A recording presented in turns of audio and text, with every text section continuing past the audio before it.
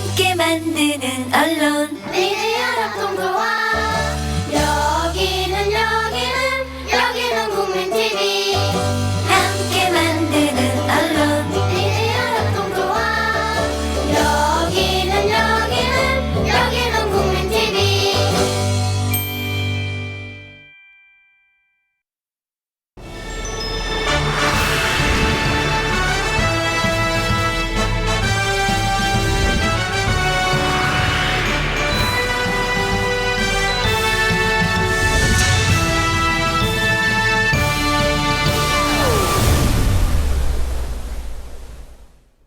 시청자 여러분 안녕하십니까?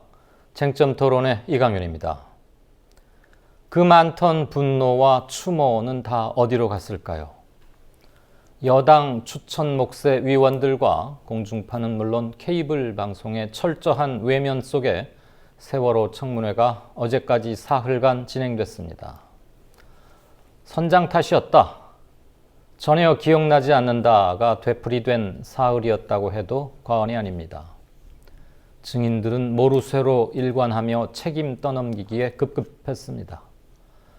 진상을 밝히고 최소한의 납득이라도 하고자 했던 세월호 가족들과 시민들의 기대는 거의 이루어지지 못했습니다. 그렇지만 공개 청문회를 통해서 앞으로 해야 할 것들을 다시 한번 정리했다는 점에서는 일정 부분 의미 부여도 가능할 듯합니다. 지난 사흘간의 세월호 청문회 결산해 보겠습니다. 오늘 참석자 소개해 드립니다. 네, 유경근 4.16 가족협의회 집행위원장과 박주민 역시 4.16 가족협의회 법률 대리인 이 두 분이 지금 이동 중인데 지하철을 타고 역에 내렸다는 얘기는 들었고요. 아마 이전 일정이 매우 촉박했던 모양입니다. 그래서 10분쯤 기다리다가 더 늦출 수는 없어서 그분들이 오시는 대로 일단 시작은 하고 그분들이 도착하시면 정식으로 다시 소개를 드리겠습니다. 자, 언론인 서화숙 씨 나오셨습니다. 안녕하십니까? 안녕하세요. 참여연대 이태호 사무처장 함께 하셨습니다. 안녕하세요. 반갑습니다. 바쁘시죠? 그리고 참여연대에서도 세월호 이쪽 담당이라고. 예, 그렇습니다. 예. 저는 개인적으로 4.16 연대에 있는 진상규명 국민참여위원회 네. 위원으로서 일하고 있습니다. 제가 그냥 습관적으로 박래군 상임위원에게 출연을 요청했더니 지난번에는 한번 나왔었거든요. 예. 정확히 갈래를 나누자면 이태호 처장이 담당이니까 이젠 공식적으로 그렇게 해야 된다 그래서. 자, 나머지 두 분이 오시면 함께 드리기로 하고요. 바로 말씀 들어가죠. 바로 어제였죠. 청문회 셋째 날 고 정동 단원고등학교 고 정동수 군의 아버지 정성욱 씨의 이 얘기가 아직도 귓가에 쟁쟁합니다. 올라오는 아이들 중에는 기도하는 아이도 있었고 살려고 까치발을 든 아이 그리고 손이 피투성이가 된 아이들도 있었다. 장례는 흐느낌으로 변했었죠. 정성욱 씨는 자신의 아들의 시신 사진까지 공개하면서 이번 청문회에서 진실이 꼭 밝혀지길 바랬었는데요. 청문회는 기대에는 많이 미치지 못했던 게 아닌가 싶습니다. 우선 사흘간의 청문회 두 분 어떻게 보셨고 어떻게 평가하시는지 좀. 일단 그 동안에 저희가 계속 주장해 오기도 했었지만 정부 차원의 그 사실 진상 규명, 은폐와 조작이 있었다는 것은 이번 청문회에서도 다시 확실히 드러났고요. 그 대신에 작년에 오히려 세월호 국조특위에서 드러났던 그 사실보다는 오히려 진상 규명의 범위에서 더 축소되어 버린 게 아닌가. 아까 말씀하셨듯이 장소부터 서울 YWCA 강당이고요. 방영 보도된 것도 극히 이제 그 대한 언론 중심으로 네. 많이 보도가 되다 보니까 그 시민들에게 많이 알려지지를 않았습니다. 뭐 저희가 다 알다시피 세월호는 이 왜 조난 당했느냐 이 발생 원인이 있는 거고 그 후에 구조를 왜 안 했느냐인데 저희가 뭐 발생 원인에 대해서는 뭐 작년에 너무나 많이 상세히 밝혔습니다만은 왜 구조를 안 했느냐에 대해서는 전혀 제대로 밝혀진 게 없습니다. 그러면서 이제 더 큰 의혹이 어디까지 가까이 갔냐 하면 7시간 의혹을 해서 청와대의 그 대통령이라는 국가의 최고 권력 기관이 낮 시간 7시간에 지휘 통제 상태의 불능이었다. 이런 이제 정보를 접하게 됐는데 그 부분에 대해서 이제 새누리당 그 국조특위 그 세월호 국조특위의 여당 간사인 조원진 의원이 그게 아니다. 뭐 21차례 보고를 받고 지시를 했다. 이렇게 얘기를 하면서 그 해경청장과 통화를 했다는 내용도 나왔죠. 네. 이번 청문회에서도 그 내용이 나왔지만 그게 사실 여부인지를 명확히 제대로 규명을 못했습니다. 그리고 그 부분이 자세히 도대체 왜 그런 일이 일어났는지에 대해서는 거의 접근도 안 하고 그냥 두루뭉실하게 넘어가 버렸습니다. 그러다 네. 보니까 사실은 왜 해경이 구조를 안 했느냐는 부분조차도 오히려 작년에 그 나왔던 내용보다도 더 범위가 그냥 축소돼 버린 게 아닌가 저는 이런 인상을 받았습니다. 네. 이 처장은 네. 예. 이번에 특조위가 한 청문회는 전체 청문회는 아니고 1차 청문회였습니다. 그렇죠. 그래서 특조위는 앞으로도 계속해서 청문회를 할 수 있는데요. 아시다시피 이 특조위 1차 청문회 하기 전에 대통령이 구조 그 시간 특히 이제 골든타임 동안 업무 지시나 구조 활동이 적정했느냐 하는 것을 가족이 신청해서 앞으로 신청 사건으로 다루고 청문회도 열게 됩니다. 다만 이번 청문회에서는 대통령이나 청와대까지는 다루지 않았고 당일 현장에서 어떤 일이 있었고 거기서 구조가 적정했는지 그리고 매뉴얼대로 했는지 그리고 피해자에 대한 대책은 적절했는지 등등을 따져서 아마도 보시는 분들 중에는 국정조사 때보다 조사 범위가 좀 좁구나 하는 걸 느끼셨을 수도 있을 일부러 것 국한을 같아요. 시켰다 예, 그런 점 말씀하시는 거죠. 그래서 지금 가족들이 신청한 2차 신청 사건에 대해서는 아직 청문회에 의제로 오르지 않아서 내년에 예정되고 있다는 말씀은 우선 드리면서 설명해야 시청자들께서 조금 예. 이해하시기 편할 것 같고요. 그러니까 의제를 제한했기 때문에 예. 작년에 했던 국조보다는 당연히 축소된 느낌을 지울 수가 없었을 것이다 말씀이십니다. 예, 그렇고요. 전반적으로 뭐 이번 청문회는 사실은 가족들은 굉장히 힘들었을 겁니다, 그죠? 이미 뭐 610일 지나서 하는 청문회지만 그래도 어쨌든 그때의 기억들을 고스란히 떠올리고 온다는 건 가족들에게 굉장히 고통스러운데 어쨌든 가족들이 100명 이상 3일 내내 참여하셨습니다. 그런데 이제 가족들은 그럼에도 불구하고 그 아픈 기억을 되살리면서도 어쨌든 그때 왜 아이들이 구조를 기다리다가 어이없이 희생돼야 됐는지 그 진실을 알고 싶었는데 나온 증인들마다 다 기억이 나지 않는다. 모르겠다. 이렇게 모르쇠로 일관하는 일들이 대부분 이어졌고 특히 왜 그 아이들이 선체 안에 있다는 것을 그 상황실에서 네. 구체적으로 그 아이들이 아직 퇴선명 못 나오고 있다는 것을 주변 구조 세력들에게 알리지 않았느냐. 정보 공유, 예. 가장 기초적인 정보 공유가 예, 안 됐던 거죠. 예. 근데 모든 각급 구조 세력들이 그거에 대해서 사실상 아무런 관심도 갖지 않았고 네. 그거에 대해서 누구에게도 그 사실을 알리거나 퇴선 지시를 해야 된다고 하지 않았다는 사실들이 속속 밝혀지면서 예. 가족들이 정말로 힘들어했던 것 네. 같아요. 예. 저기 언론인 서화숙 씨, 네. 저한테는 개인적으로 선배 되십니다만 글 또는 말을 부림에 있어서 글을 다루고 부림에 있어서 아주 엄격하고 치밀한 분이시니까 제가 아까 첫 답변을 하시면서 이렇게 메모를 했어요. 구조를 안 했다라는 표현을 2번을 연거푸 쓰시더라고요. 네, 저는 그러면- 구조를 안 했다고 봅니다. 왜냐하면 그 구조를 못한 게 아니고 구조를 안 했다라고 보고 계신다는 말씀이시죠? 네. 그 이유랄까요? 그러니까 1, 2, 3정이 접근을 한 게 9시 38분 정도로 이제 작년 첫 구조특위에서 도착이죠, 그게. 얘기를 나왔는데 퇴선 명령을 내리지를 않았습니다. 그죠? 예. 이번 청문회에서도 그 내용이 굉장히 이제 집중적으로 부각이 됐는데요. 근데 심지어 자기네가 퇴선 명령을 내렸다고 4월 28일인가요?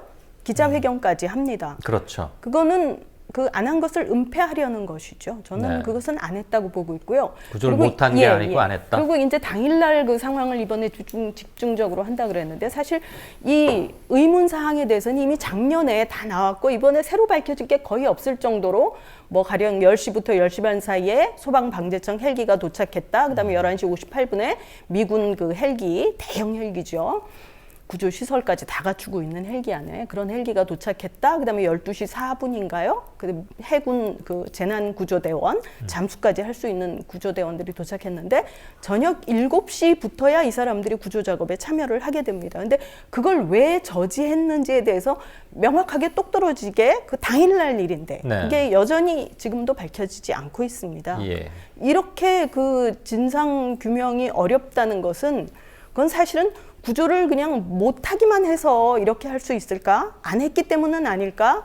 이제 이런 의문을 갖고 얘기를 해보는 것이죠. 근데 구조를 안 한 것과 못한 것은 아주 천양지 차이고 예. 사건의 성격을 규정하는 데 있어서도 결정적으로 분기되는 거라고 보는데. 예, 근데 저희가 이제 동영상을 많이 보지 않습니까? 사고 당일에 동영상을 많이 보는데요.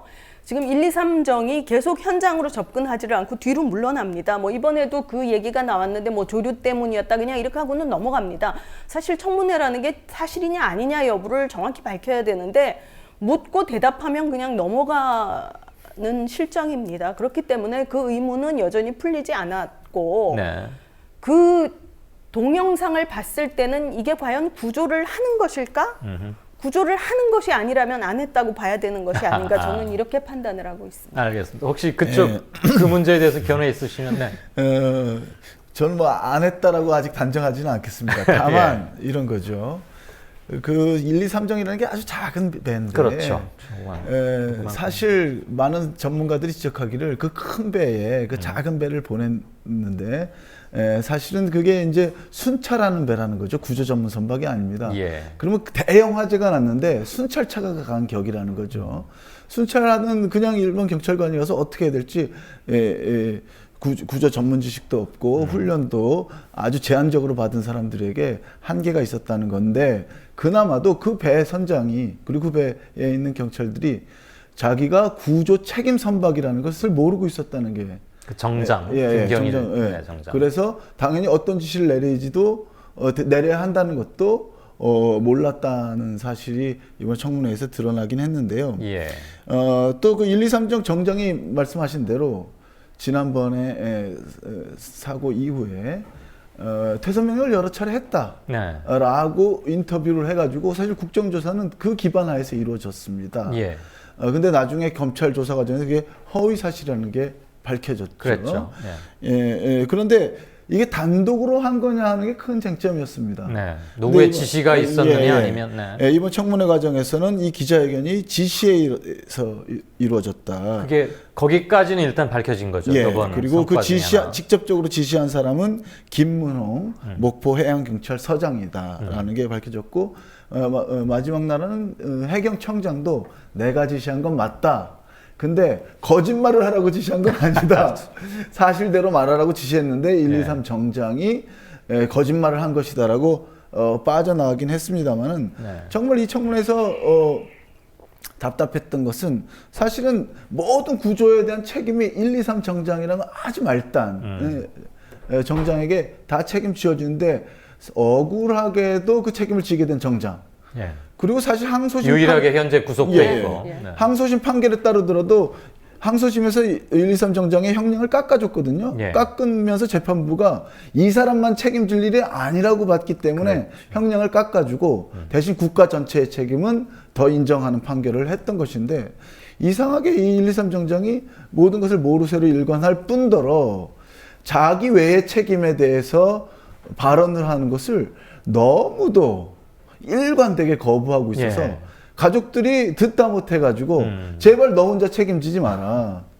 그리고 누가 너한테 그런 짓을 했는지 말해라. 그것이 우리에게 진실을 밝혀주는 거다라고 호소했는데 네. 끝내 123 정장은 보다 자세한 진실을 말하는 것을 계속 거부해서 안타까움을 자아냈습니다.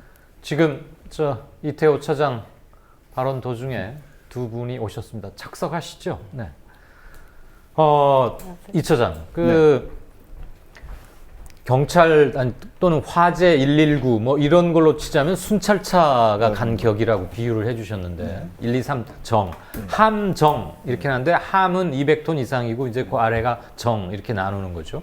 근데 이 친구들이 가가지고 바로 선장 등 기관 뭐 선원들만 마치 그게 유일한 목적이었던 양 배 닿자마자 약속이나 된 듯 빨리 옮겨 태우고는 바로 퇴각을 해요. 그러니까 그 장면이 여과 없이 가장 그 전 국민이 초미에 그리고 초긴장 상태에서 보기 시작한 거의 첫 장면이란 말이에요. 그러니까 당연히 이상하게 생각할 수밖에 없는 거죠. 마치 정말 순찰의 임무를 하다가 구조해달라고 손을 흔드는 선원이라도 발견을 해서 그럼 쟤들이라도 데리고 가자 이게 아니었고 오로지 그들의 임무가 그것이냐 그랬던 거. 그렇기 때문에 123정에 대해서는 많은 의혹이 제기될 수밖에 없는 것이고요. 그 문제는 조금 있다가 별도 항목이 있으니까 다시 말씀을 나누기로 하겠습니다. 어서 오십시오. 늦게 와서 죄송합니다. 조금 그렇습니다. 근데 뭐 앞에 두 분이 지금 오늘 함께 움직이셨죠. 네, 뭐 특수한 관계와 지위에 있다고는 합니다만 연말이고 하니까 많이 막혔고요. 지금 첫 질문인데 무슨 얘기들을 하고 있었냐면 이제 전반적인 소회, 청문회를 어떻게 보셨느냐 하는 것과 과연 특히 첫날 침몰에 이르기까지 해경은 구조 작업을 안 한 거냐 못 한 거냐 이 문제를 얘기하고 있었습니다. 두 분께 함께 질문을 드리죠. 소회는 뭐 짧게 하셔도 좋고 해경이 구조를 안 했느냐 못 했느냐 사실 이것은 굉장히 중요한 차이가 있는 거 아니겠습니까? 뭐 이거에 대해서 무슨 뚜렷한 증거나 뭐가 아직은 있긴 힘들지만 그냥 느끼신 대로 일단은 우선 이번 청문회는 이제 지켜보셔서 아시겠지만 저희 가족들 입장에서 볼 때에도 애초에 그 기대보다는 상당히 성과가 있었다. 또 의미가 상당히 깊었다. 이런 평가를 좀 할 수 있을 것 같아요. 그래서 그것을 표현해주는 단적인 표현이 어제 마지막 끝나고 좀 늦게 끝났죠. 그랬죠. 끝나고 이제 일어서면서 제 뒤에 있던 엄마 한 분이 한 사흘 더 하면 안 돼? 이런 얘기를 가장 먼저 하셨어요. 그 말은 뭐냐면 이 청문회가 정말 기대에 어긋났다고 그러면 더 할 필요가 없는 거죠. 그런데 사흘을 해보니까 조금만 더 하면 될 것 같다. 이제 이런 생각을 하셨기 때문에 그런 말씀을 하신 거죠. 그래서 이후에 특조위와 진상규명의 과정에 대해서 좀 그 방향성을 좀 제시한 이런 청문회였다는 의미의 좀 평가를 할 수 있을 것 같고요. 질문하신 것 중에 이제 해경이 구조를 안 한 거냐 못 한 거냐 인 건데요. 사실 저희 가족 입장에서 바라지 않는 결론 중에 하나가 그런 결론은 좀 안 나왔으면 좋겠다 하는 것 중에 하나가 해경이 구조를 안 했다는 결론. 이 결론은 좀 안 났으면 좋겠다는 바람이 사실 있습니다. 너무 좀 받아들이기 힘들잖아요. 그렇죠. 정말 최선을 다했는데 못했다라는 결론이 나오면 정말로 그런 거라고 그러면 어떻게든 납득하고 싶은 게 지금 가족들 심리인데. 그런데 이제 이번 청문회에서 드러났고 또 저희 가족들이 그동안 봐오는 결론 쪽으로도 더 다가가고 있지 않느냐.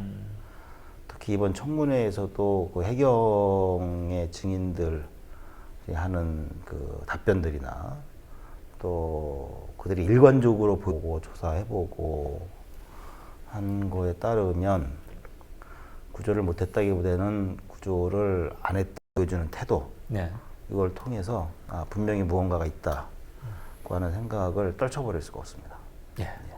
생방송이 이미 카메라가 돌아가고 있는데 패널 분들이 오셔서 저도 조금 당황스러워가지고 소개를 못 드렸는데 4.16 가족협의회 유경근 집행위원장이십니다. 인사.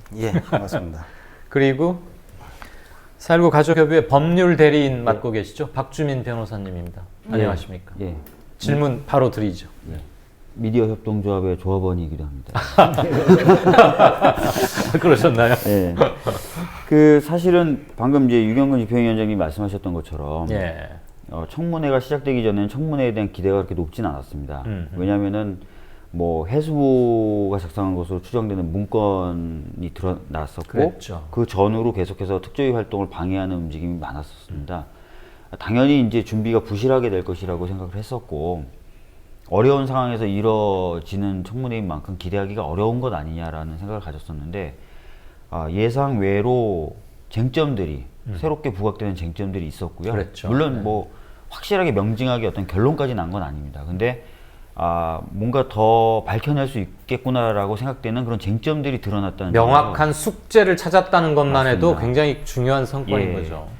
그래서 그러면서 그런 과정을 지켜보면서 야 조금만 진짜 조사해도 이 정도로 나오는데 제대로 한번 조사하면 어떻게 될까 이런 느낌을 강하게 받을 수 있었기 때문에 네. 아마 진상규명에 대한 필요성이라든지 진상규명이 갖고 있는 의미에 대해서 좀 여론 환기를 시켜주는 그런 차원에서라도 굉장히 좀 의미 있는 청문회였다라는 생각을 가지고 있습니다. 네. 해경이 구조를 안 했느냐 못 했느냐에 대해서는 특별한 견해. 이 부분에 대해서는 이제 아마 좀 더 구체적으로 말씀드릴 수 있는 기회가 있을 것 같은데요. 제 느낌을 이랬습니다. 사실 이제 참사 당시에 그 주변에 있던 배들이 네. 특히 뭐 둘라이스나 이런 배들이 공통적으로 하는 얘기가 왜 저렇게 해경만 찾지? 우리가 옆에 있는데? 근데 해경이 와서는 선원만 먼저 구조를 했죠. 네. 근데 청문회에 등장했던 모든 해경 지휘라인들은 선장과 선원들에게 모든 책임을 지우려고 했었습니다. 그렇죠. 근데 선원만 먼저 구조를 해가면서 사실은 배에는 승객만 남아있는 상황이 벌어졌습니다. 정작 자기네들은 선장과 선원들이 역할을 해야 된다고 하면서 그 사람들 빼낸 결과가 된 거죠. 네. 근데 그러네요. 지금까지도 자기네들은 그 사람들이 선원인지 몰랐다라고 얘기를 하면서 그 부분을 덮고 가려고 했었는데 네. 이번 청문회에서 선원인 줄 알았다고 볼 수밖에 없는 정황들이 굉장히 구체적으로 제시가 됐어요. 네. 그래서 누가 봐도 선원인 줄 알았으면서도 구조를 먼저 빼내왔다라는 느낌이 드는 상황인데도 지금까지도 강력하게 그 점을 부인하고 있다는 것이죠. 그것은 역으로 이런 의심을 하게 만들더라고요. 선원만 먼저 구해야 될 이유가 있었고 그 이유를 무덤까지 가져가야 될 정도의 중요한 이유가 아니었는가라는 의심이 들게 된다는 거죠. 그리고 그 결과 그 중요하다고 자기네들이 얘기하는 선원들만 먼저 이렇게 결과적으로 어떻게 됐든 하면서 선장과 선원들이 안에서 구조할 수 있는 것도 놓쳤고 네. 자기네들이 배 안에 들어가지도 않았습니다. 그렇다면 이것은 구조를 실패한 게 아니라 방기한 것으로 볼 수밖에 없다는 느낌을 받았다는 알겠습니다. 거죠. 예. 지금부터 지금 이즈음부터 보기 시작하신 분이 계실 수 있을 텐데 그분들이 혹시라도 오해 또는 무슨 얘기지 하실 수 있어서 보충 설명을 드린다면 해경이 사고 직후에 신고를 받고 구조를 하려 했느냐 최선을 다했는데 못하고 결국 이 지경이 됐느냐가 오늘의 유일하고도 가장 중요한 쟁점은 아닙니다. 충분히 언제라도 제기될 수 있는 합리적 질문이긴 하지만 그게 첫 번째 쟁점은 아니었는데 아주 꼼꼼하게 글을 쓰시고 말을 엄밀하게 하시는 언론인 서화숙 씨께서 해경이 구조를 안 했다고 생각한다고 2번을 말씀을 하시길래 허투루 발언하시는 분이 평소에 아니시길래 제가 여쭤봤어요.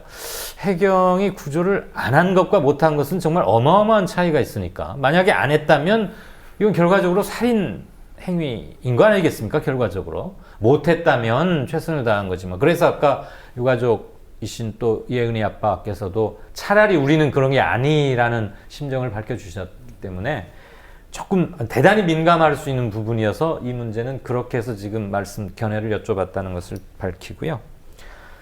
자, 이거는 그냥 짧게 이태호 처장께서 하시겠어요? 아니면 박 변호사께서 답변하시겠어요? 여당 추천 위원들 결과적으로 모두 전체 위원이 17분인데 12분만이 청문회에 참석했고 5사람은 공교롭게 다 여당 추천 위원들은 거부했어요. 불참했어요. 그중에 일부는 뭐 출마한다고 예비 등록도 했더군요. 지금 보니까. 불참 이유가 뭐였습니까? 본인들은 사표를 냈기 때문이라는 것이고요. 예. 사표를 낸 이유는 특조위 위원장과 일부 위원들이 외부 세력과 결탁해가지고 정치적으로 행동함으로써 정작 조사해야 될 진상 조사는 하지 않고 있기 때문에 네. 자기들로서는 참을 수 없다는 거고 네. 그래서 기자회견을 하고 사표를 냈는데 사표를 내는 기자회견에는 이미 사표를 냈던 분도 오셨어요. 예, 예. 그분은 이제 사표를 내려고 온 게 아니었고 특조위 전원체회에서 대통령을 조사하는 안건이 통과하는 걸 막으려고 자기는 정치하겠다고 이미 사표를 내놓고도 그 사람이 출마했어요. 예. 다시 그 표결을 행사하거나 하여간 방해 발언을 하려고 해수 문건을 따라 왔다가 특조위 안건이 처리되니까 다시 사표 내는 기자회견을 또 하고 그래서 네 분은 그래서 안 나오시고 있고요. 한 분은 그 모든 것을 주도했다고 볼 수 있는 이현 부위원장은 사표를 네. 내시지는 않았습니다. 예, 예. 그런데 이 모든 걸 주도해서 사실 해수부 문건대로 대통령 조사하는 것을 위원회에서 방해하려고 계속 활동을 하시기 때문에 예. 당신은 꼭두각시가 아니냐라고 저희가 비판했거든요. 그랬더니 자신의 꼭두각시가 전술대로 아니라는 겁니다. 그래서 왜 아니냐 저희가 뭐 서면을 통해서 물었더니 꼭두각시라면 해수부 문건이 시키는 대로 사임을 했어야 되는데 나는 사임하지 않고 여기 남아서 계속 꼭두각시 노릇을 하고 있으니 적어도 꼭두각시 노릇에 관한 해수부 문건을 따르고 있지 않다. 청문회 건물 장소까지는 왔고요. 네. 청문회 장으로는 들어가지 않았죠. 예, 로비 밖에서 이렇게 돌고. 그래서 네 분은 사표내서 안 나오셨고 청문회장에 한 분- 들어온 적이 있습니다. 잠깐 들어왔습니다. 예. 네. 한 분은 사표를 내지 않고 질문을 있어요. 꼭두각시냐가 아니라 뿌락치냐 이렇게 물어봤어야 되는 건가요? 예, 그래서 그분은 하여간 형식적으로는 이 청문회 작업을 사무처장으로서 도왔다고 나중에 알겠습니다. 말씀하실 수도 있을지 모르겠습니다만은 전체적으로 이 진상조사 과정에서 계속해서 방해 활동을 하고 계시고요. 가족들은 그 점에 대해서 그래서 너무 여러 차례 그래도 청문회는 같이 해달라고 호소했었는데 네. 청문회에 전혀 성의를 표시하지 않았고 나타나지도 않았기 때문에 이에 대해서는 뭔가 이분들이 하신 일들이 특조위원으로서 했을 어떤 법률적 책임을 안 진 게 아니냐 이 경우에는 우리가 법률적 책임도 좀 물어야 되는 게 아니냐 해서 저희가 그에 대한 검토를 좀 하고 있습니다. 아마 알겠습니다. 박정희 변호사가 그 법률적 근거를 마련해 주시지 않을까 충분히 싶은데 제기 가능한 가족들 부분이라고. 입장에서는 고발하는 것도 검토하고 있습니다. 직무유기가 아니고 이건 엄밀히 말해서 방해 행위 아닙니까?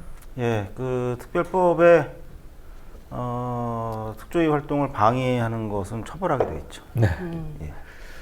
재밌는 게 KBS가 이 생중계하지 않는 이유로 들었던 게 여당 의원들이 불참한다고 해서 안 한다고 그런 얘기를 그러니까 자기들이 시켜서 안 하게 만들고 또 반쪽이니까 방송 안 하고 돌고 MBC도 마찬가지 얘기를 했다고 그랬죠. 그러더라고요. 자, 제가 그 이 처장께 그 질문을 드렸던 이유는 정치적 의도를 가지고 일부 의원들이 결탁해서 하는 거기 때문에 청문회를 한다고 하고 나갔는데 불참했는데 실제 사흘간 진행되는 동안 정치적 의도를 가진 질문이 있었다고 보십니까?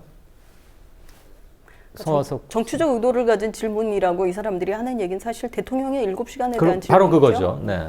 근데 대통령과 통화를 했다는 내용은 이제 김석균 전 해경청장이 얘기를 했죠. 근데 뭐 그냥 짧은 간단한 통화였다 이렇게 얘기를 했는데 전 사실 이분들이 이 청문회에서 하는 얘기가 다 위증죄로 처벌을 받을 수 있습니까? 거짓말하면? 예, 거짓말하면 처벌받을 수 있습니다. 근데 저는 이 부분이 사실 계속 의혹의 대상이잖아요. 왜냐하면 그 대통령의 7시간에 대해서는 그 대통령이 왜 이렇게 정말 400여 명이 타고 있는 그 대형 선박이 여객선이 조난을 당했는데 10시에 한번 얘기를 듣고는 5시 반에야 나타나는 그 사이에 전혀 그 지휘한 그 흔적이 없기 때문에 사람들이 계속 의문을 가지고 유족들이 도대체 뭐냐 밝혀라 그러니까 정말 여당 의원들이 엄청 방탄을 하다가 겨우 김기춘 비서실장이 나타나가지고 7시간 동안 대통령이 뭐 했는지 몰랐다. 21차례 동안 서면으로 예, 뭐 그럼 했다는 몰랐다고 거 아닙니까? 얘기를 하니까 그제서야 또다시 그러면 7시간 어떻게 부재할 수 있느냐고 의문 제기를 계속하니까 새누리당의 그 여당 국조특위 그 간사가 세월호 국조특위 여당 간사 이것도 참 어이가 없습니다. 아무리 그 여당이지만 국회의원이라는 자가 청와대의 대변인 역할을 한다는 것도 정말 우리나라 정치가 얼마나 한심한지를 보여주는 건데요. 본인이 나서서 21차례 대통령은 유선 보고 받고 뭐 유선 보고라는 게 전화 보고 받았다는 게 본인이 직접 통화했는지 어쨌는지 모릅니다.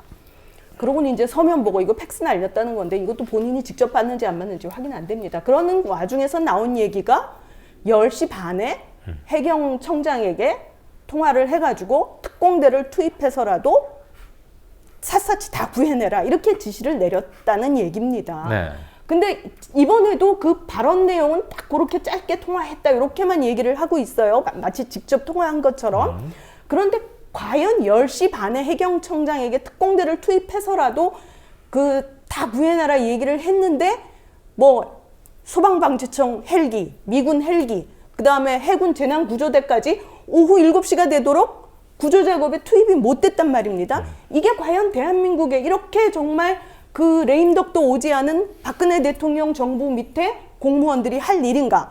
그러면 그거를 못한 해경청장은 이 사건 후에 어마어마한 처벌을 받아야 되잖아요. 대통령 지시 불이행한 거 불이행인데. 아닙니까? 그런데 전혀 그렇게 되지 않았습니다. 그렇다면 저는 이 발언 자체가 진위를 가려야 할 발언이라고 생각을 했거든요. 네. 진짜 통화했느냐? 이 부분을 추궁하고 들어가서 위증 여부가 밝혀져야 되는데 이건 계속 그냥 뭐 청와대 비서실장, 그 다음에 여당 의원, 그리고는 그냥 그 프레임, 그 믿을 수도 없는 프레임을 계속 시종일관 주장만 하고 있다는 것이 저는 참 어이가 없습니다. 네. 그 관련해서 다른 덧붙이실 말씀. 그러니까 사실은 뭐 대통령의 7시간을 조사하는 게 단순히 그냥 정치적인 공격이냐를 봐야 될 것 같아요. 근데 그건 아니죠. 지금 뭐 참사 당시 해수부가 갖고 있었던 매뉴얼이라든지 청와대가 갖고 있었던 위기 대응 지침에도 대규모 재난이나 어떤 재해가 발생하면 컨트롤 타워를 청와대가 하도록 되어 있었습니다. 네. 그리고 실제로 해경에서 개설했던 상황실에 BH가 들어가 있었고요. 예. 그래서 보고를 받았었고 지시를 내렸었습니다. 그렇기 때문에 또 민경욱 대변인도 아침에 브리핑을 그런 식으로 했었고요. 명백하게 역할을 했었고 또 책임을 지는 위치에 있기 때문에 과연 그런 시스템이 제대로 작동됐는지 국민은 알아야죠. 그럼요. 이후에도 사실은 올해 들어서 메르스라든지 북한 목함질에 사고가 터졌을 때 네. 청와대가 제대로 작동하지 않았다라는 의혹이 굉장히 많이 제기되고 있었지 않습니까? 예. 그런 거에 비춰봐도 당연히 검증해야 되는 거고요. 이 검증하자는 말 자체가 하나의 정치적 공격이다라고 자꾸 치부하는 것 자체가 저는 오히려 정치적이다. 봅니다. 예. 네. 대통령의 행정부 수반으로서의 대통령의 당일 공무집행 행위 여부 및 사실을 알고자 하는 건데. 예.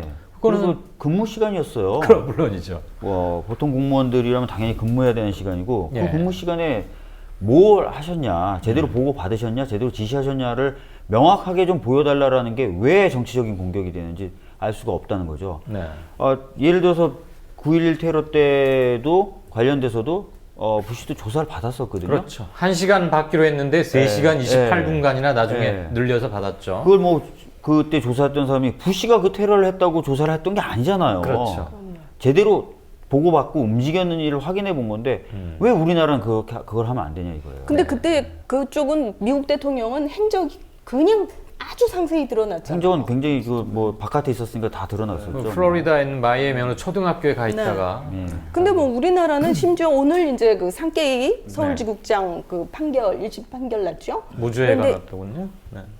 사인에 대한 명예훼손을 인정하지 않아요. 무죄가 됐죠. 무죄가 예. 났어요. 예. 무죄는 무죄됐고요. 예. 근데 직장에서 예를 들어서 꼭 필요한 현장에 어떤 직원이 안 나가 있어서 경위서를 쓰더라도 그럼 안 나간 대신 뭐 했는지는 쓰잖아요. 그렇죠. 그죠? 나 못 갔다. 못 갔는데 너 왜 못 갔냐? 경위서 써라. 우리가 말하는 이른바 시말 썼으라 그러면 처음과 끝을 써라. 너 안 하고 뭐 했는지 써라.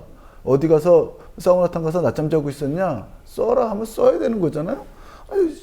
그런 아주 단순한 경위서도 그러는데 대통령이 그 7시간 동안 무엇을 했는지 국민에게 밝히는 거는 저는 굉장히 중요한 의무라고 생각하고요. 그걸 무슨 사생활이라고 얘기하는 게 이해할 수가 없어요.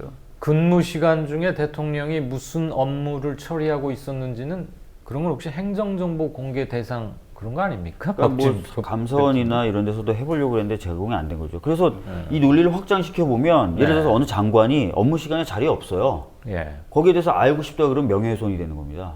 왜 내 사생활 건드려? 나도 사생활이 있는 사람이야라고 얘기를 하는 건데 예. 어이가 없죠. 사실. 그러면 공무원으로서 공복을 벗어야죠. 그렇게 말할 그렇죠. 거면. 예, 사실은 저거는 그렇게 대통령은 24시간이 공생활인 기관입니다. 자, 이제 조금 구체적인 이슈를 하나 들어보겠습니다. 사고 상황에 대하여서 보고를 받고 대처 지시를 내려야 하는 해경의 지휘 라인의 계층별 상급 부서 모두가 세월호와 직접 교신하지 않았다는 게 이번에 드러났던 것 중에 하나죠. 네. 직접 전화한 건 하나도 없고 그냥 뭐 이랬던 거 아니야? 뭐 잘 알아서 하겠지. 지금 이게 다 드러났는데. 그럼 지휘 체계가 과연 있느냐? 그다음에 지휘 체계라는 것은 무엇을 어떻게 해야 하는 것이냐라는 근본적 의문이 하나가 제기가 되고요. 뭐 이제 여기서 더 억장이 무너지는 것은 청와대 보고하는 거나 뭐 의전 이런 게만 신경 썼단 말입니다. 그건 사고 직후에 많이 언론에서 보도가 됐으니까 그럼 잠시 묻어두고 세월호와 직접 교신하지 않았다. 이것에 대한 법적 책임을 물을 수 있는 사항 아닙니까? 일단 박 변호사님 말씀을 듣고 나머지 분들 견해를 듣죠. 사실 그 123 정장이 처벌받았던 이유가 물론 여러 가지가 있습니다. 네. 그 중에 하나가 세월호와 직접적인 교신을 안 했다는 겁니다. 음흠. 예. 교신을 해가지고 안에 있는 뭐 선장이나 선원들에게 여러 가지 지시를 할 수 있죠. 퇴선 명령을 해라라든지 네. 여러 가지 또 상황 파악을 좀 더 면밀하게 한다든지. 자, 그러면 123 정장은 그 이유로 그러면 처벌을 지금 받았다면은 방금 말씀하셨던 것처럼 목포, 서해 해양경찰청장 마찬가지거든요. 그렇죠. 똑같이 교신할 수 있었습니다. 네. 그 상황을 파악한다든지 파악된 상황에 따라서 아이고 퇴선 명령 빨리 하라고 얘기할 수도 있는 거고요. 그걸 다 안 했습니다. 예. 그러면은 123 정장이 처벌받는 것과 동일한 논리로 그렇네요. 예, 역시 처벌을 받아야 되는 거거든요. 근데 그런 부분에 대해서는 인정을 안 하죠, 자기네들은. 다른 일로 바빴다라든지 경황이 없었다는 말을 계속 반복을 합니다. 그래서 가족분들이 굉장히 가슴 아파하셨죠. 네. 그 무책임한 발언들에 대해서. 예. 그때가 사실은 세월호 사고가 참사로 바뀌는 바로 그 중요한 모멘텀이 아닌가 싶고 거기를 지나서부터는 이제 우리는 수장으로 침몰로 가는 두어 시간만 보낸 게 사실이었죠. 아무것도 하지 못한 채. 그래서 가장 중요한 골든타임의 첫 시작인데 결정적으로 단추가 잘못 끼워졌던 거고 정보 및 상황에 대한 수집과 전파 그리고 어떤 지시를 내렸는지 확인하는 것은 여염 민간인 사람들도 생각하는 기본 아닙니까? 근데 그 문제로 늘 가슴이 아프시고 많이 알아보시고 외치셨겠지만 이번 청문회를 보시면서 그 대목에 대해서는 또 어떤 견해를 갖고 계십니까? 그 부분이 지금이라도 제가 타임머신을 만들어서 그 시간으로 돌아가고 싶어요. 그런 심정인데 왜냐하면 P123정 정장도 안 했고 목포 관제탑이나 상황실에서도 목포서도 안 했고 VTS도 마찬가지고 뭐 저 해수부, 해경 뭐 다 모든 상황실이 굉장히 많았고요. 구조본부들이 다 구성 일찌감치 됐고 그 지휘 라인에 수없이 많은 단계의 그 지휘하고 또 행해야 될 사람들이 많았는데 그 중에 어떻게 단 한 명도 안 했을까라는 거예요. 단 한 명도. 정말 P123정 정장이 안 했으면 목포 서장이라도 목포 서장이 안 했으면 해수부 상황실장이라도 서해청장도 서해청장도 있고 그 딱 한 사람만 시도했으면 그렇지. 다 살았거든요. 이제 그 부분은 뭐 법리를 제가 모르니까 뭐라고 말씀을 못 드리겠지만 결국 그것이 이 303명의 희생자를 내게 된 가장 중요한 것이라고 보기 때문에 당연히 법적인 처벌을 받아야 된다고 보는 것이고요. 특히 청문회에서 그 해경 증인들이 일관되게 증언을 했던 내용들이 아까 잠깐 소개가 됐지만 모든 책임을 선원들에게 떠넘기는 거죠. 선장과 선원들에게. 그래서 심지어는 돌이켜 볼 때 언제 탈출 지시를 했어야 했다고 생각하느냐라는 질문에 이춘재가 그렇게 얘기했었죠. 예, 이춘재. 예. 9시 30분 이전에 탈출 지시를 선장이 했어야 했다고 생각한다라고 얘기를 하더라고요. 예. 그거는 누가 봐도 뻔하잖아요. 9시 30분 이후에 도착한 해경의 책임이 없다는 얘기죠. 그거는. 예. 근데 근데- 10시 17분까지 학생들은 카톡을 했단 그럼요. 말이에요. 그렇죠. 예, 예. 저도 예은역이 10시 15분까지 했으니까요. 근데 다 좋다 이거예요. 그러면 선장과 선원들의 역할이 그렇게 중요하고 그런데 왜 정작 P123정은 세월에 도착한 이후에 단 한 번도 선장과 선원을 찾지 않았을까? 가장 먼저 데리고 온 사람들이 선장과 선원인데 그 선장과 선원이 누군지 신원 파악도 본인들은 안 했다고 그랬고 예. 왜? 이 급박한 순간에 구조에 최선을 다해야 되는 순간에 언제 신원 확인하고 앉아 있느냐 이게 이유였거든요. 아니 그렇게 선원과 선장의 역할이 중요하다고 강조하는 사람들이 정작 배에 가선 선원과 선장을 아무도 안 찾아요. 자기 옆에 데리고 나왔으면서. 너무 모순이 많죠. 이거는 선수에 본인들이 선원들이 있다는 건 그건 상식의 상식 예. 아닙니까? 자, 이 질문은 해경이 아무래도 구조를 안 한 것 같다라고 주장하시는 판단하고 계시는 서화숙 씨에게는 굉장히 중요한 질문이 아니 될 수가 없어요. 무슨 질문이요? 지금 제가 공통적으로 아까 처음에 박 변호사께 드렸던 똑같은 질문입니다. 누구의 책임이냐? 지휘 체계에 대한. 그렇죠. 지금 직접 교신을 하지 않았다는 게 드러났는데 그러니까 그걸 알아야 되는 거죠. 누구의 책임인지를 알기 위해서 우리가 진상 규명을 하는 건데 네. 사실 엄밀히 말하면 저희가 그 이명박 정부 때 일어났던 그 천안함 사건 때요. 그 왜 그 구조를 못했느냐를 정확히 밝혔으면 이 똑같은 사고가 이렇게 안 일어납니다. 그때도 계속 에어포켓이 있다는 거짓말이 됐죠. 만 하면서 하루를 갖다가 끌더니 나중에는 정말 40몇 명의 생떼 같은 청년들이 다 결국엔 그 죽어서 나와 버렸습니다. 그런데 이번에도 이제 그렇게 됐는데 그러니까 알아야 된다는 거죠. 똑같은 사고가 계속 또 일어나고 또 일어납니다. 네. 뭐 조난이나 위기나 뭐 이런 뭐 천재지변 이런 것들은 사실 우리나라뿐 아니라 전 세계에서 얼마든지 일어날 수 있습니다. 뭐 근데 그거를 우리가 정말 세금을 내서 정부기관이라는 것을 운영하는 것은 너희들이 국민들을 안전하게 지켜달라는 건데 지켜주는 행위 자체가 일어나지 않았고 그 행위 자체가 일어나지 않은 게 정말 기를 쓰고 살리려고 했는데 불가피했다가 아니라 이건 너무 엉성하다. 이건 지키려고 했던 것일까? 살리려고 했던 것일까? 이런 의문이 나는 일이 있기 때문에 계속 의문을 제기하는 거고요. 예. 저희들이 뭐 이제는 너무나 잘 알고 있습니다. 청와대 그 맨날 이명박 전 대통령이 걸핏하면 그 잠바 입고 들어가는 걸로 쇼를 하던 그 벙커원이라는 게 바로 그 위기 재난 상황실이잖아요. 예. 그 안에 그 대통령 자신이 대형 선박과 직접 교신할 수 있는 상황실이 있습니다. 왜냐하면 그렇습니까? 대형 선박들은 다 국제 신호에 따른 그 전파 송수신 체계가 있기 때문에 아하. 거기에서 다 대통령도 심지어 그 배에다 대고 세월호에다 대고 빨리 내려라 할 수도 있었습니다. 호출을 할 수 있군요. 물론입니다. 네. 근데 그게 이제 안전행정부로 바꾸니 어쩌니 이명박 정부 들어서 막 요란을 떨면서 실제로는 안전도 행정도 못하는 시스템으로 바뀌었다고 저희가 의문을 갖고 있지만 예. 얼마나 낙후됐는지는 정확히 진상을 모릅니다. 네. 그러나 어쨌든 저희는 이미 그런 시스템을 갖고 있었습니다. 그런데 박근혜 정부에 이르러서 왜 그 시스템도 작동되지 않았느냐. 그러니까 대통령부터 제일 그 세월호 점점 이제 내려와서 세월호 가까이 간 그 해경 1, 2, 3 전까지 수많은 단계에서 누구든 개입하고 누구든 구조할 수 있었는데 적극적인 행위가 하나도 안 이루어졌다는 거. 그래서 우리는 이런 일을 또 겪지 않기 위해서 진상을 계속 알아야 되는 거죠.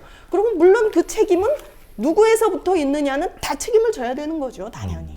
근데 진상이라고 표현을 하셨는데 조금 더 깊이 얘기를 하고 싶어요. 예, 그러니까 그렇습니다. 교신을 어느 누구도 안 했다. 이건 엄연한 사실이고요. 그렇죠. 예.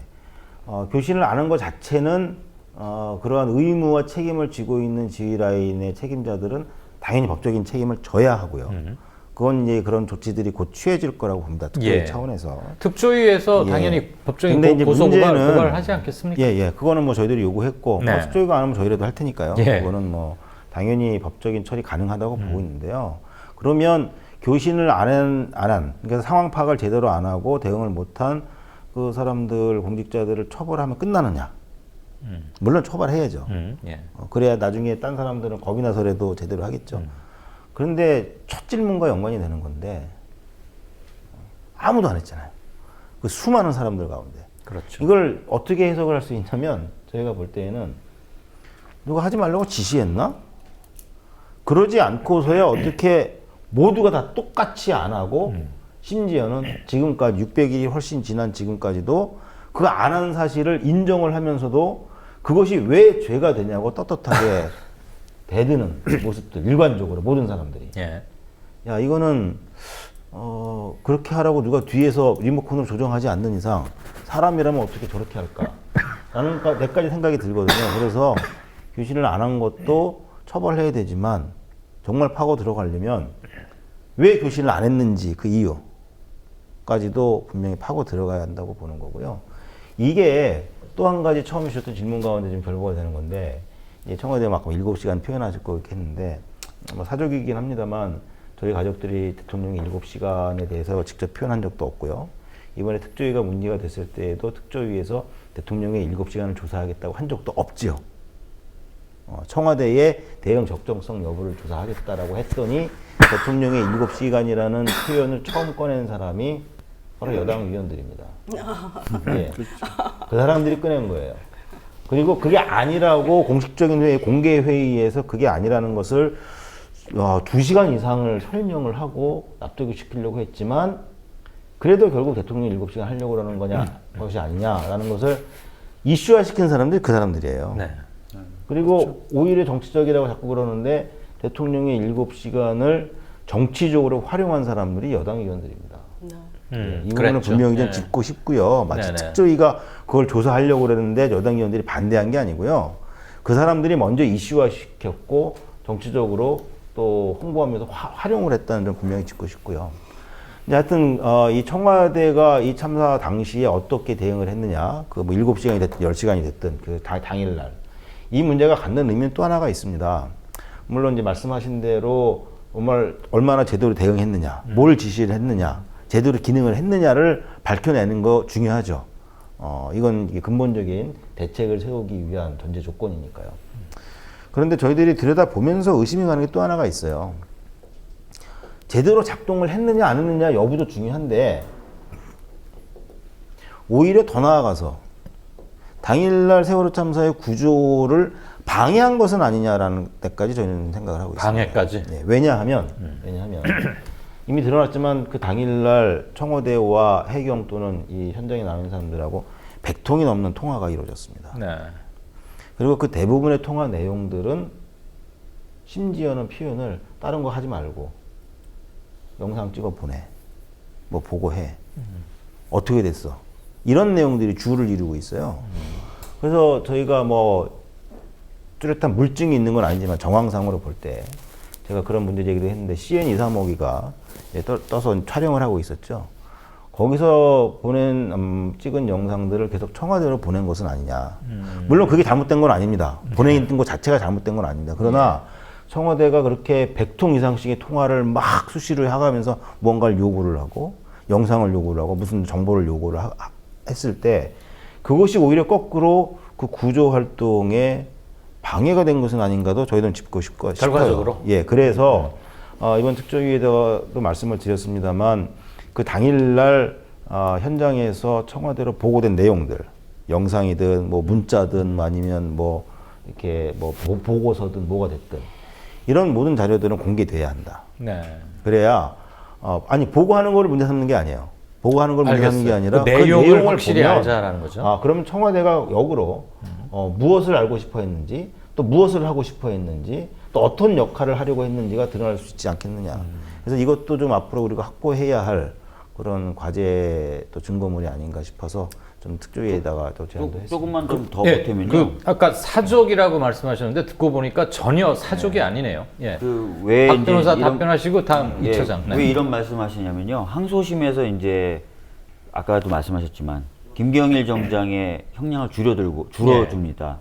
그러면서 들었던 이유 중에 하나가 지금 현장에 가서 이 사람은 구조 작업에 전력을 해야 되는데 지휘 라인이라는 사람들이 그걸 돕지 않고 계속해서 쓸데없는 지시를 하거나 정보 보고를 요구한다는 거예요. 예. 전념을 못하게. 그게 한 항목이 들어갑니다. 그래서 그만큼은 이 사람 죄에서 덜어서 이 사람들한테 오히려 지워야 된다라는 거거든요. 지시를 내린 예.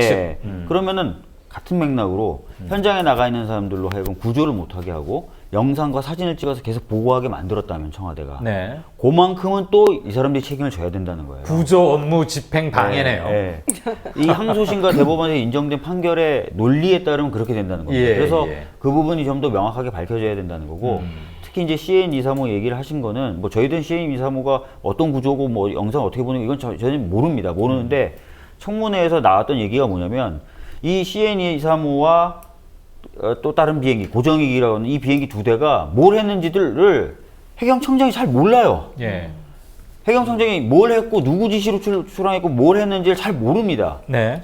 근데 문제는 그 비행기에 구명벌이라든지 이런 구조장비가 탑재돼 있었다는 거예요. 근데 그래요. 구조 활동에는 투입이 안 되고 해경청장도 구체적으로 뭘 하는지 모르고 떠 있으면서 계속 뭔가를 했는데 뭘 했냐 이거죠.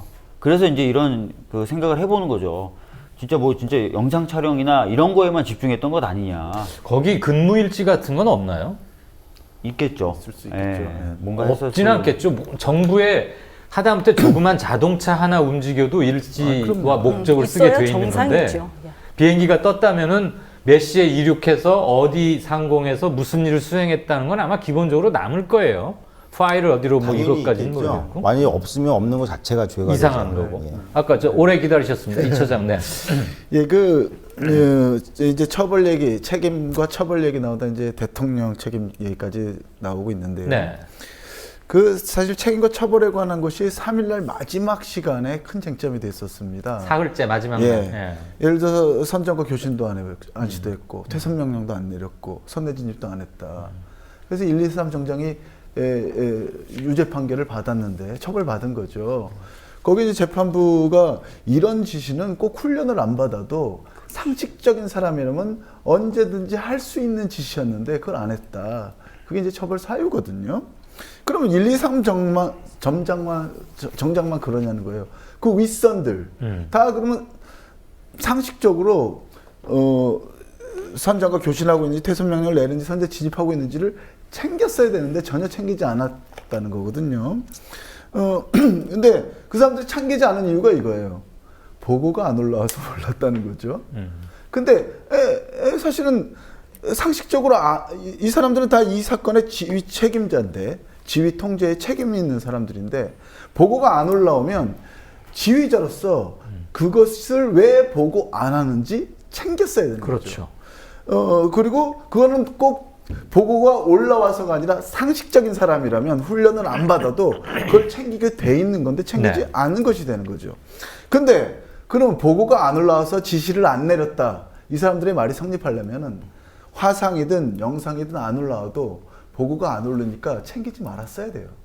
근데 영상과 사진에 대한 지시는 너무도 구체적이고 너무도 집요하잖아요. 예. 이거만큼은 얼마나 철저하게 지휘 청와대에서는 통제를 그림을 원하신다 이런 얘기도 예. 바로바로 나왔지 다른 않습니까? 거는 묻지도 않고 따지도 않고 보고가 안 올라왔으니까 지시를 안 내렸는데 네. 이거는 보고가 안 올라오니까 계속 지시를 한 거 아닙니까? 예. 그리고 심지어 영상을 줬는데도 또 달라 챙기고 확인하고 그런 거죠. 아마 이 말만 특조위에서도- 보더라도 이 지휘 책임이 명확해지는 거죠. 특조위에서도 다 챙기고 계시겠지만 지금 나오는 이 얘기만 그냥 그대로 채록을 해놔도 다음번 향후 특조위의 활동 및 다음번 차기 청문회 그리고 고소 고발 어떤 걸 해야 되는지가 이렇게 간추려지는 거 아니겠어요?